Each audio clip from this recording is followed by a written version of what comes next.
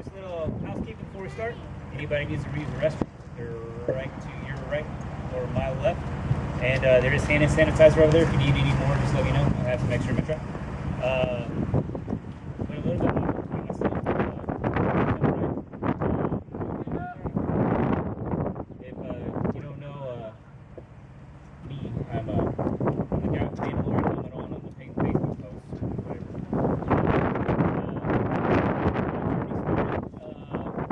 Years ago when I first started seeing streamers and everything like that following right after the elections and the riots and everything that happened like that. Kind of found out that I needed to get more involved. I needed to do something. So I did. And that's on me. Wait 2 more years.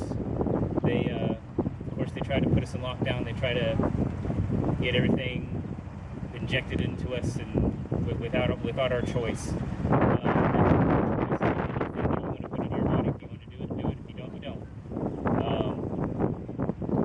But I watched a group of people leave California, and start making their way east across the country.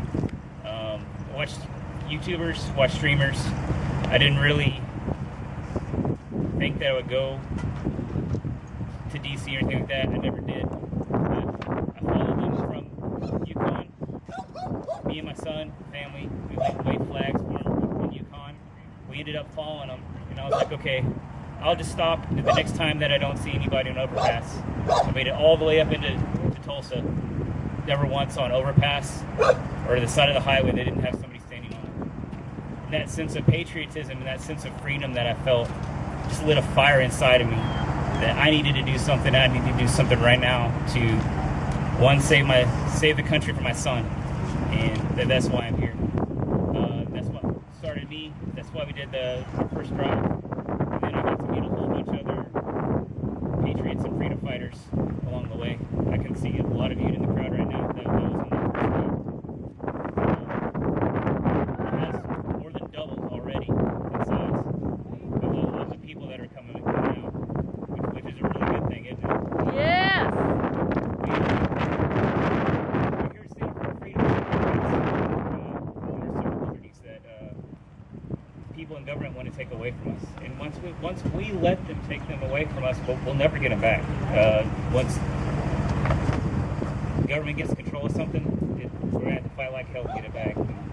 I don't want to get to that point. I want my son to grow up in America and Oklahoma that is freer than what I grew up in. I think a lot of it comes down to fear, and I'll start off with a quote, and then I'll pass it along. It was from I wrote a huge speech out, and I just threw it away at the last second because I didn't think it was right after I got up here. But I'll start off with this with one word, and it's fear. And Thomas Jefferson said, "Does the government fear us, or do we fear the government? When the people fear the government, tyranny has found victory. The federal government is our servant, not our master." And I see a lot of mama bears and stuff standing up for our freedoms and our children's freedoms inside school board elections, and it's time for everybody to stand up now, and for us to all stand up in one voice and say no, we're not going to take it. This is our country, this is our state. But I'll go ahead and start passing off to the speakers, and after our main speakers finish, we will have a chance for anybody who wants to open mic to get up here and talk. So just kind of prepare what you want to say if you want to get up here. But right now, I'm going to pass it over to somebody who I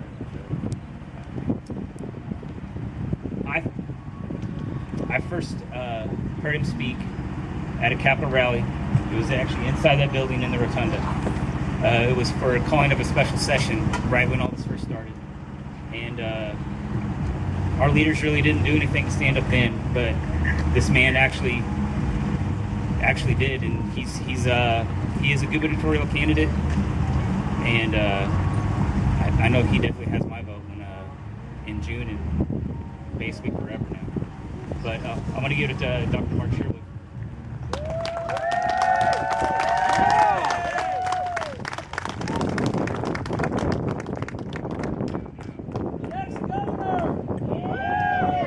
Amen. Can you guys hear me okay? Awesome. Well, I am absolutely thrilled, humbled, and honored to be here with you today. When I speak in front of people, I will always begin with two things.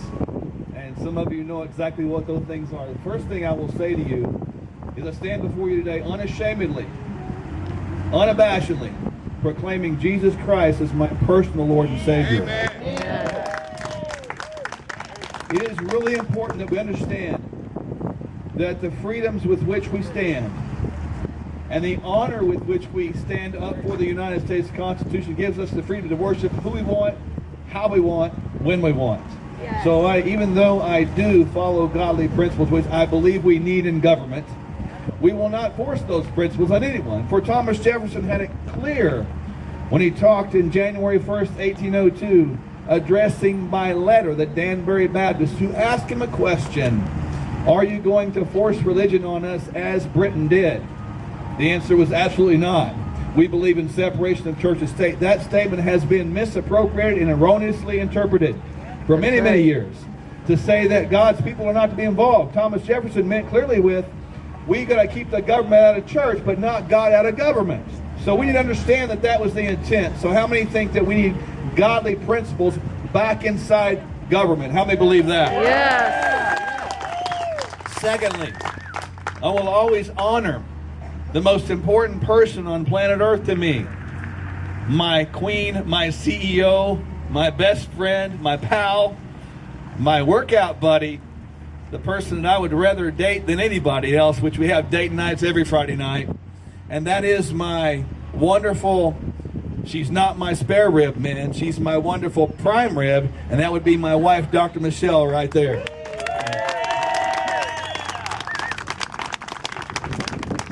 As stated, I am indeed running for governor of the state of Oklahoma, and there's much more to our story which I will share briefly with you to set the context of what I'm going to talk to you tonight.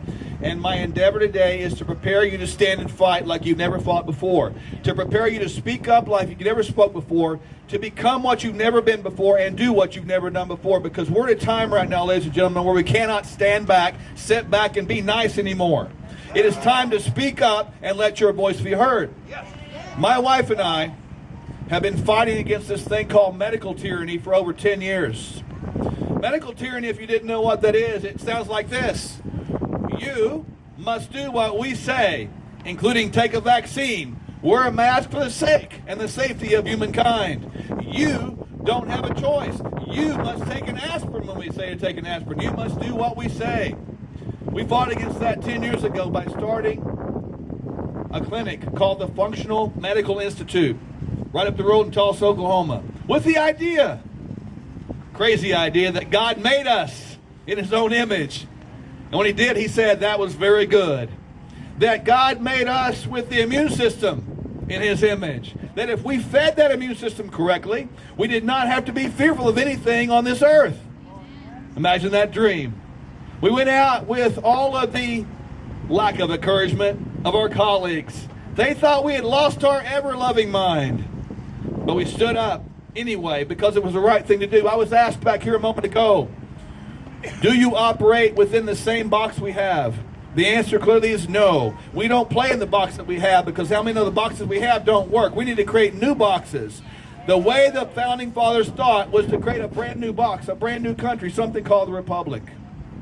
Now, as I stand before you, I can happy to report that now over the last 10 years, we have suffered our hard knocks, criticisms, and condemnations. We were put to the test 2 years ago when this thing called the pandemic came upon us. And I, like everyone else, was shocked when I saw leaders, in quotes, stand up and lead with fear. I watched our government leaders lead with fear. I watched our medical leaders lead with fear. And I watched our spiritual leaders lead with fear. And like everyone else here today, I stood back and I was in shock, because I thought to myself, America has never been led by fear. America is led by faith and hope and love and a belief that we cannot be defeated with God on our side. Amen. And I became pathetically disgusted. I looked at my wife in March 2020 and I said, we will not bow down. We will not cow down, and we will not kneel down to the federal government's tyranny. We will not. We did not wear masks. We did not close our clinic. We didn't care what people said. And people came and they watched TV in our lobby because they just wanted a hug from somebody. We opened it up. Even though the health department said we were violating everything, can somebody say, I don't care? Right is right, wrong is wrong. So we stood up. We thought we were doing good. We began to give people what they needed to survive, and not just survive, but to thrive. We didn't worry about the fear that was created by a virus. What we wanted to create was the confidence inside the human body to be able to defeat whatever came at us from the outside. And so in doing that, 1,000 people later, 2,000 people later, I thought we were doing good when nobody died. I called the news, the local news, where they actually had anchors that actually were patients where we were. And I thought to myself, they will surely air this story because this is for the good of Oklahomans. This is for the good of the humankind. This is for the good of the United States of America. I ask you today, friends, did anybody see that story on the news? No. You did not. 5,000 people later, I begged and pleaded, air the story. Now, 10,000 people later, nobody's died of COVID under our care. Ladies and gentlemen, there's something wrong with the suffocating, socialistic-driven propaganda by our media. They are lying to you. They are driven by Big Pharma. The government's controlled by Big Pharma. Big Pharma does not care about you, and we are not anti-medication. But we are anti-control of entities that take your freedoms away. Folks, we stood up to show people that we're not afraid. We're not afraid of anything like that because I understand what the Bible says in 1 Peter 1:5. The devil rolls around like a roaring lion seeking those who he may devour. You know who lions devour the most? The scared, the weak, the frail. My direction to you today and my charge to you is don't be scared, don't be weak, and don't be frail. Be confident in all you do because we are being attacked right now by a Marxist, socialistic, communist regime that's trying to take away everything we are. You coming out here today is the most powerful thing you can do. Freedom is not a spectator sport. It is a sport of action. It is fought and wrought and bought and proclaimed with bloodshed. Patrick Henry, March 20th, 1775, said these words. Give me liberty or give me Death. Give me liberty or give me. Death. Give me liberty or give me. Death. Do you understand what that means? Yes. This was before the Declaration of Independence. This was before the Bill of Rights. This was before the United States Constitution. Who gave him them rights, that liberty to be treasured so much? Who was that? God. That was God Almighty. The Constitution talks about God many, many times. Sovereign being, superior. That is God. The Constitution was founded on the beliefs, premises in God alone. Now, having said that, we have people attacking God in these days. Understand that what we have going on right now is an attack on God from evil. We must not get that out of our minds. We must focus on the light rather than continue to focus on the darkness. My job today is to turn the switch on to get us to become brighter. Brighter and brighter and more loud. We have been taught to turn the other cheek. We have been taught to be passive and to just get along. Why can't we just all get along? There comes a time for peace, and there comes a time for war. We are in a time of war, ladies and gentlemen, and we must not ever bow down again. Our rights have been taken away one at a time, slice by slice by slice. We have people in offices and leadership positions around this world that do not know the Constitution. They put their hand on it and they swear they're going to protect it, but they don't know what it is. They've never read it. They've never looked at it, and they have never devoured it and let it become part of their heart. Folks, the Constitution of the United States needs to become part of who you are. It needs to become part of what you say, what you do, what you become. When it is, it's not easy, but it's actually pretty darn cool to follow that thing with everything you've got. That's why you're here. I see the flags you hold. Do we understand that the flag we hold, the flag we stand for, the flags I stand behind, and even the ability to look at that Capitol and have a place to call home? Do we understand that this is all obtained by bloodshed. I have been to Arlington Cemetery, and I have seen those rows and rows and hills of those perfectly lined up white tombstones. And I have looked at that and I begin to cry. I've watched the ceremony of the Tomb of the Unknown Soldier performed with great precision and excellence. It's one of the most humbling things ever. And I think to myself, who are those unknown soldiers? Not one, but who are they? Who are those people? They are the people that gave us the right to stand here today, to speak here today, to say anything we want, to do anything we want, and become anything we want. Folks, the Constitution is clear. You have the right to worship. You have the right to speak up. You have the right to peaceably assemble. We were told by our politicians and leaders that we couldn't do this. It was too dangerous.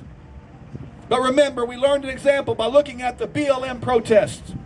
Nobody messed with them, did they? You know why? Because they knew the Constitution better than we did. We should have never bowed down one day. We should have never closed one day. We should never open our arm up and say, because you told me to, I got to put something in my arm. Yep. This is not who we are as American people. Folks, we need to turn the switch on our light and say, you know what, not on my watch. Talking about our families. Politicians have ruined this country. The party system has ruined this country. But the people have to get this country back. If we think for one moment that the people that have taken the rights away from us, one slice at a time, are going to give that back because they're polite and nice and love you and care for you. Can I just give some advice? Get your head out of the sand and your you-know-what out of the air. Because it's not going to happen. You have to take back what's been stolen. It's not going to be given to you back lightly. You have to take it back and know your rights. When I look at the First Amendment, freedom, speech, religion, assembly, we can't have that if we lose our Second Amendment rights and give those up. You must not give away your guns, because the right to keep and bear arms shall not be infringed. That is a period, emphatically, with no discussion. Why are we continuing to fight for what we already have? We need to just do it, period, and call it good. The Second Amendment must be honored, or we have no First Amendment. When we look at the 10th Amendment of the United States Constitution, we understand we need to get this, because it is not being honored around this country. Not at all. The 10th Amendment says, and I'm heavily paraphrasing here, that the powers that are, unless specifically enumerated or laid out to the federal government, reside and stay with the people and states. Yes. How many here are part of the people? Yes. Are you part of the people? Yes. If you're part of the people, understand that the people are more powerful than the federal government. That's right. They are, and our voice needs to get loud. Yes. Our voice has been silenced, partially because we've been scared. Just as you heard the remarks by Thomas Jefferson, one of our wonderful founding fathers. Tyranny is when the people fear the government. That's what that is. When we fear the government. Folks, I don't fear the government. I fear itself.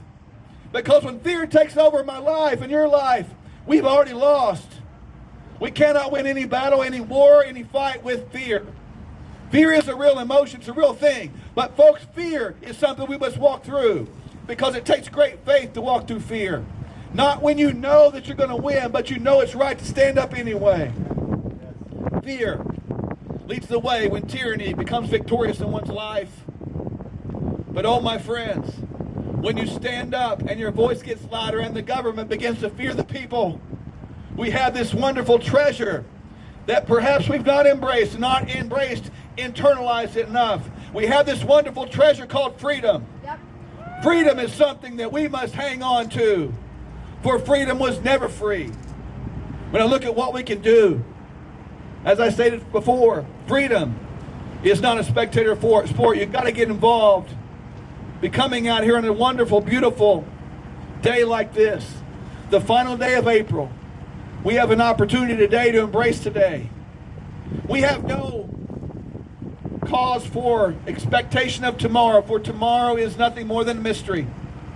But oh, my friends, freedom can ring today in your life, because we understand today is a gift. That's why it's called the present. That's why I stand before you today with everything I am and everything I have inside of me, with all passion inside my heart. And I say, my fellow Americans, stand up now and never back down ever again. You must never, ever back down one more time again. Because when we back down, we've already lost. Folks, there are children out here holding flags. This is not about a Democrat-Republican issue. This is a people issue. We have one of the greatest concepts of a nation anywhere around the history of this world. Do we understand we're an island of hope? Look at the north, look at the south, look at the east, look at the west. Look at what's happening. We are being encroached upon all around. People are trying to suffocate and attack us from all forms, even inside the state. Do we understand that today in our state we have 300,000 acres purchased by Chinese Communist Party right here in Oklahoma? We have a Communist Party, a Marxist regime trying to destroy us from the inside out, create division, divisiveness, without firing one shot. Folks, we must wake up, wisen up, and speak up, and begin to activate that thing called freedom in our lives. Because freedom says nobody's going to mess with my home. Nobody's going to mess with my family. Nobody's going to take my kids from me.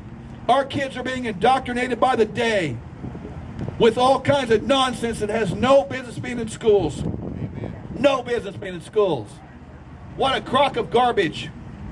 Kids in schools need to be taught how to be respectful people, to go to work, to pay your bills, to show up on time, to let your yes be yes, your no be no, to be good men, good women, to serve the community with an honor and a dignity. That's what school's about.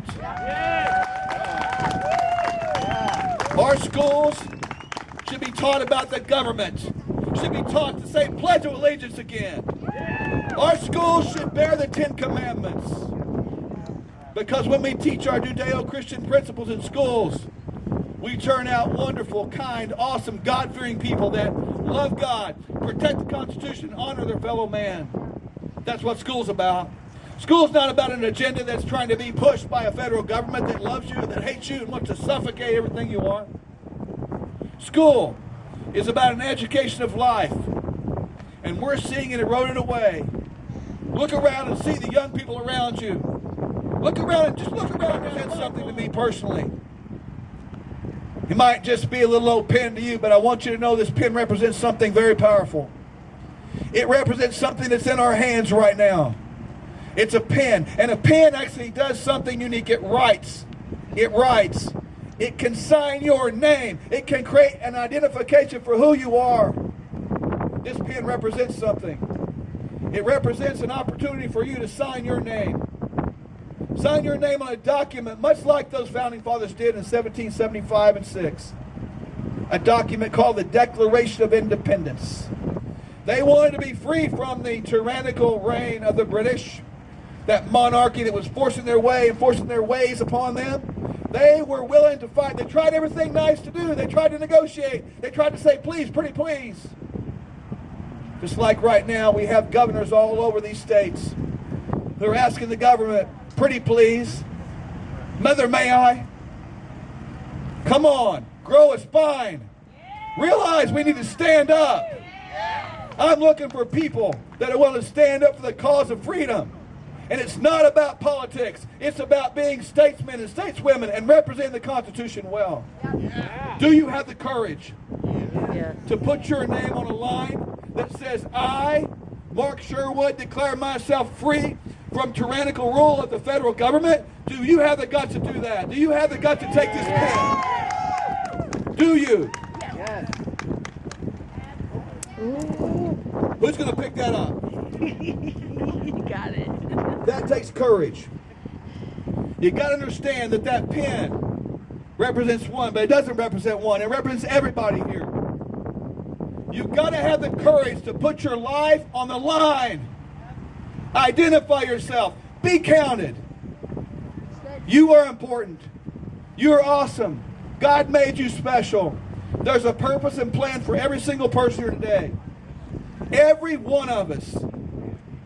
My life, as I bring my remarks to a close, did not start off with all kinds of fun stuff and games. I was born in 1964. My mother, at the time, was 16. She goes to a party. She ends up being incapacitated. Later turns out she's pregnant. Finds out my father is a 19, 20-year-old guy home from the Vietnam War. Finds out she's pregnant, wondering what to do. I was adopted, if you can guess. I met my mother before she went on to be with the Lord.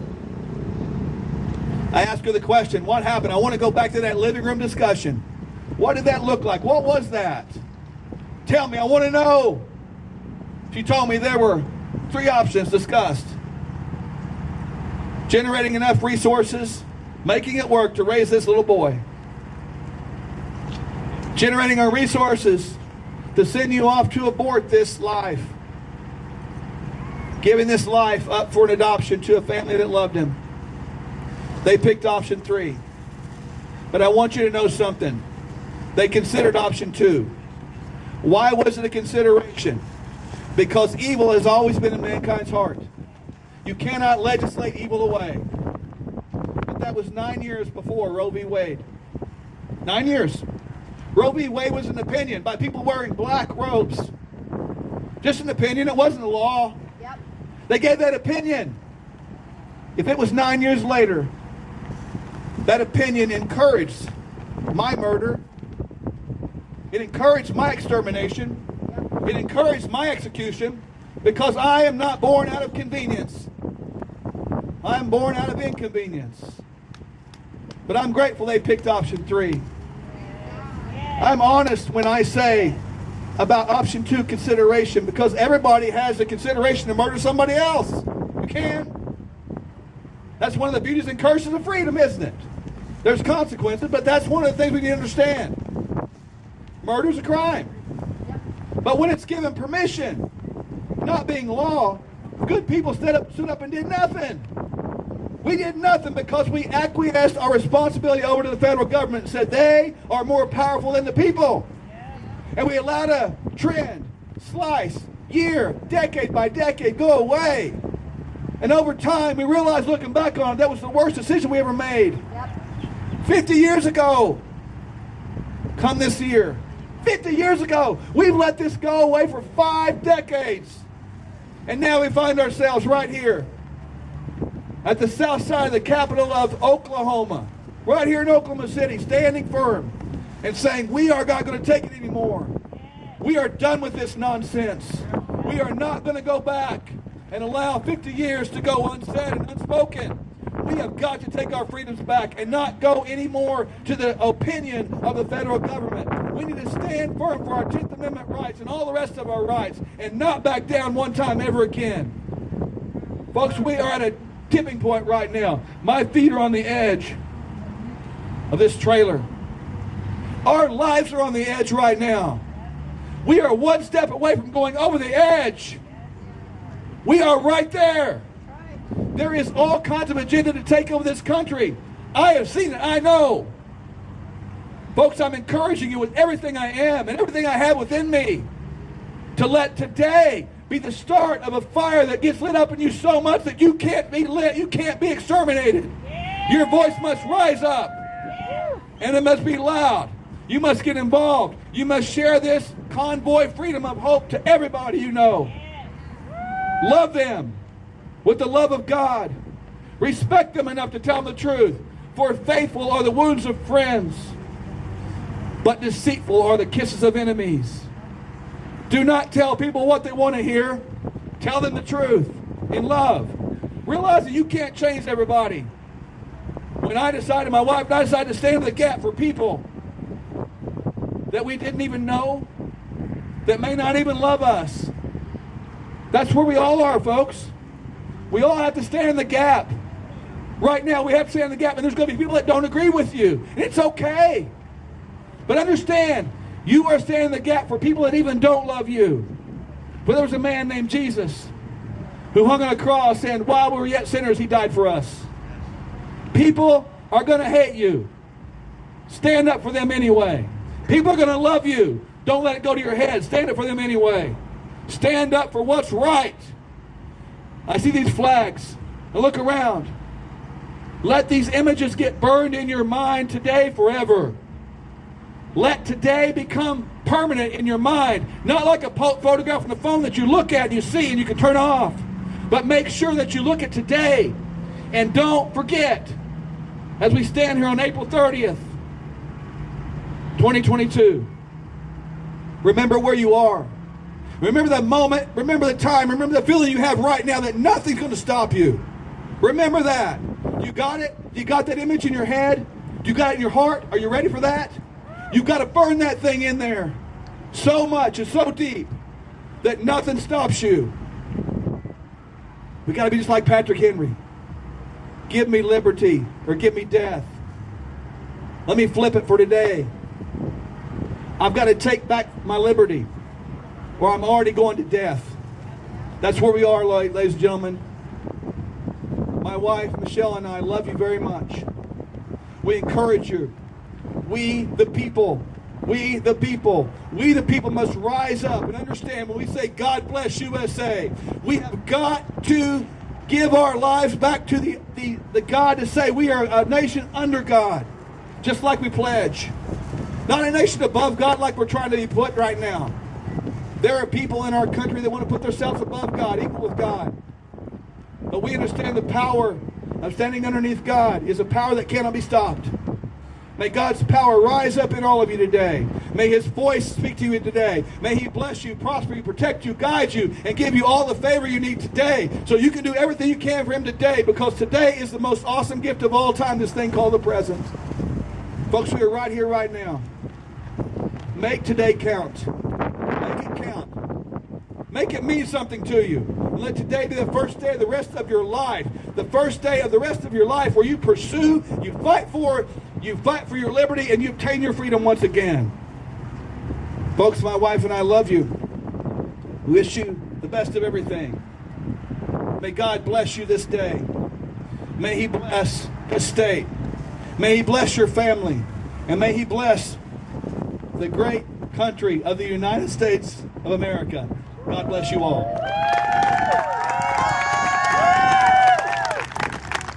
Thank you, Mark. One more time, let's hear it for Dr. Mark Sherwood.